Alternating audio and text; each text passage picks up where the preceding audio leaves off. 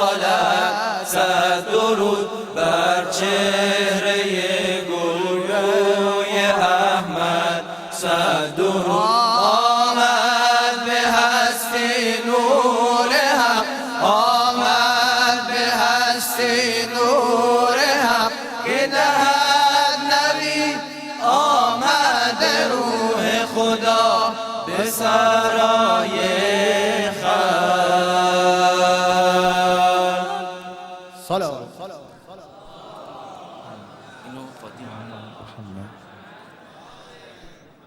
احسنتم ماشاءالله. با تشکر از برادران عزیز و ارجمند گروه بین المللی آل البیت با این اجرای بسیار زیبایی که متنوع و جذاب و با زبانهای مختلف اجرا کردن، تقاضا میکنم که عزیزان خودشون رو معرفی بفرمایند در جمع با صفای خانواده بزرگ جامعة المصطفى العالمیه که از جای جای میهن اسلامی عزیزمان و از اقصا نقاط دنیا عزیزان در این جمع حاضر هستند.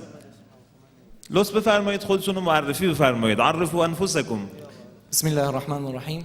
محمد تقی کنانی هستم از کشور عراق. از کشور عراق. بسم الله الرحمن الرحیم. ادریس الحامد هستم از کشور اندونزی. اندونزی. بسم الله الرحمن الرحیم. آقای هانی عبادی از کشور عراق. عراق. بسم الله الرحمن الرحیم. به عرض تبریک به مناسبت میلاد محمد اکرم صلی الله علیه و آله و سلم. صلی الله یامکم. سید کرار علی جعفری هستم از کشمیر هندوستان. هندوستان.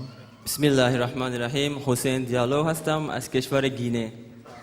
کشور گینه. خوب، این اجرای زیبا، این برنامه بسیار بسیار زیبا صلواتی نداره برای سلامتی این عزیزان؟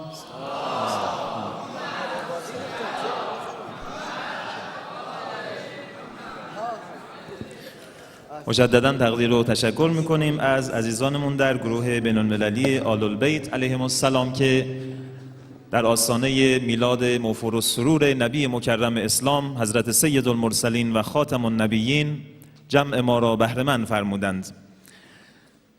همینک در خدمت یکی از سفیران قرآنی جمهوری اسلامی ایران هستیم، استاد عزیز و گرانقدر، از جمله داور